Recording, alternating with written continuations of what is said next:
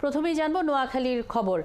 Shahnaz Sharmin, vote শুরুর ৩ ঘন্টা পার হলো, কেমন দেখছেন পরিস্থিতি? প্রার্থীরা কোনো অভিযোগ করেছেন কিনা এবং প্রতিদ্বন্দ্বিতা হচ্ছে কার কার ভেতরে, ভোটাররা কি বলছেন?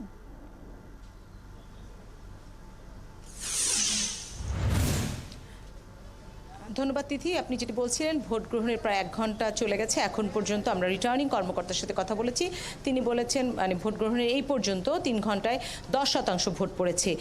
আপনি যে অভিযোগের কথা বলছিলেন, আমি একটু দেখাতে চাই যে আমরা এই মুহূর্তে যেখানে উপস্থিত আছি, উদয়ন প্রি ক্যাডেট একাডেমি, এখানে আমরা সকালেই জানিয়েছি প্রথম ভোট দিয়েছিলেন বসুরহাট উপজেলার মেয়র মির্জা কাদের, সেতুমন্ত্রী ভাই, এবং এইখানে যিনি চেয়ারম্যান 4 জন প্রার্থী প্রতিদ্বন্দ্বিতা করছে, তার মধ্যে একজন আছে সেতুমন্ত্রী ছোট ভাই সাদাত হোসেন টেলিফোন মার্কার যে এজেন্ট ছিলেন এবং তার ছেলে আসাদ হোসেন আমাদের কাছে অভিযোগ করেছিলেন যে তাদের এজেন্টকে কোথাও বসতে দেওয়া হচ্ছে না, কয়েকটি কেন্দ্র ব্যতি রেখে যেখানে গণমাধ্যম আছে। এটি তার অভিযোগ। আমি তাকে প্রশ্ন করেছিলাম, আপনি সুনির্দিষ্ট কেন্দ্রের নাম বলবেন, যেখানে তিনি বলেছেন অনেকগুলো কেন্দ্র, কিন্তু এখন পর্যন্ত সুনির্দিষ্ট কোনো কেন্দ্রের নাম বলতে পারেন না। ইতিমধ্যে আপনারা দেখতে পাচ্ছেন যে এইখানে আমরা দর্শকদের দেখাতে চাই যে রিটার্নিং কর্মকর্তা, জেলা প্রশাসক এবং পুলিশ সুপার তিনজনই উপস্থিত হয়েছেন এই কেন্দ্রে। এর আগে তারা প্রায় 5টি কেন্দ্র পরিদর্শন করে এসেছেন। আমি তাদের সাথে কথা বলতে চাই এবং জানতে চাই যে সুনির্দিষ্ট এবং কোনো আনুষ্ঠানিক অভিযোগ তারা পেয়েছেন কিনা। তো এজেন্টরা, বিভিন্ন কর্মীরা বলছেন যে চেয়ারম্যান প্রার্থী হিসেবে যে 4 জন দাঁড়িয়েছিলেন তার 3 জনই ভোট থেকে উঠে যাবেন এবং তারা অভিযোগ করবেন আনুষ্ঠানিকভাবে জেলা প্রশাসক মহোদয়ের কাছে। কিন্তু জেলা প্রশাসক মহোদয় নিজেই কোম্পানিগঞ্জ উপজেলায় এসেছেন পরিদর্শন করতে। আমি একটু জানতে চাই যে আসলে তার কাছে কোনো আনুষ্ঠানিক অভিযোগ পৌঁছেছে কি, এবং তিনি যে কেন্দ্রগুলো পরিদর্শন করছেন সেখানে আসলে পরিস্থিতি তিনি কেমন দেখছেন। না, আপনি যে বিষয়টি বললেন, আমরা আসলে কোনো প্রার্থীর পাশে আনুষ্ঠানিক ভোট বর্জনের কোনো অভিযোগ আমরা পাইনি। সকাল থেকেই আমাদের একজন ক্যান্ডিডেট আমাদের কথা বলেছিল যে আমাদের এজেন্ট হয়তো কোথাও যেতে পারে। আমরা সাথে সাথে বলেছি, ম্যাজিস্ট্রেটকে আমরা বলেছি, ইউনোকে বলেছি তার এজেন্ট সেখানে দেওয়ার জন্য। এখনও যদি কেউ তারা স্পেসিফিক কোনো কেন্দ্র বলতে পারেনি যে আমার অমুক জায়গায় আমার এজেন্ট নেই, তারা যদি বলে অমুক কেন্দ্রে আমার এজেন্ট নাই, আমরা আসি, আমরা এজেন্ট দিয়ে দিব। এবং আমরা ইতিমধ্যে যে কয়টি কেন্দ্র পরিদর্শন করেছি, প্রত্যেকটি কেন্দ্রে আমরা সকল প্রার্থীর এজেন্ট আমরা পেয়েছি।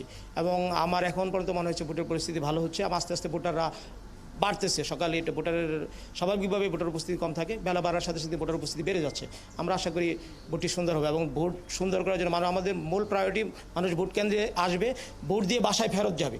এই প্রক্রিয়াটি করার জন্য আমরা মাঠে কাজ করছি এবং পুলিশ সুপার এবং আমি নিজে আমরা মাঠে শেষ পর্যন্ত থাকবো।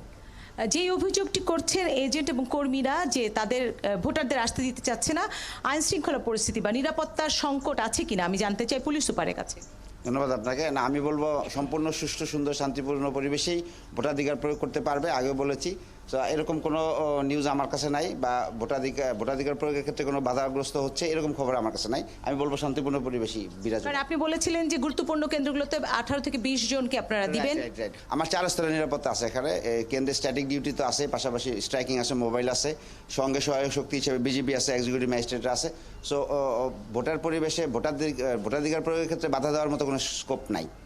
আর রিটার্নিং কর্মকর্তার কাছে একটু আমরা জানতে চাইবো যে আসলে এই ধরনের অভিযোগ পাওয়ার পরে নিশ্চয়ই তিনি সমন্বয় কমিটি, জেলা প্রশাসক এবং পুলিশ সুপার সহ তারা বসে আসলে সিদ্ধান্ত নেন। তিনি কোনো আনুষ্ঠানিক অভিযোগ পেয়েছেন কিনা কোনো কেন্দ্র থেকে, এবং সেখানে কোনো ব্যবস্থা নিয়েছেন কিনা?